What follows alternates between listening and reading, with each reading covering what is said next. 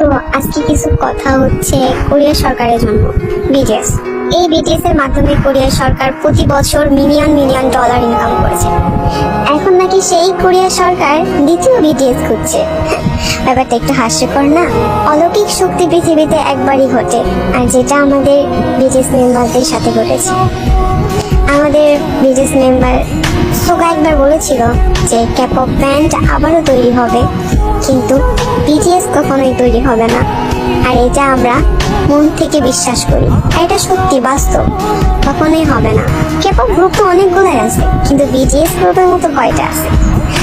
না কখনো ছিল আর না কখনো হবে, কারণ পৃথিবীতে অলৌকিক শক্তি একবারই ঘটে।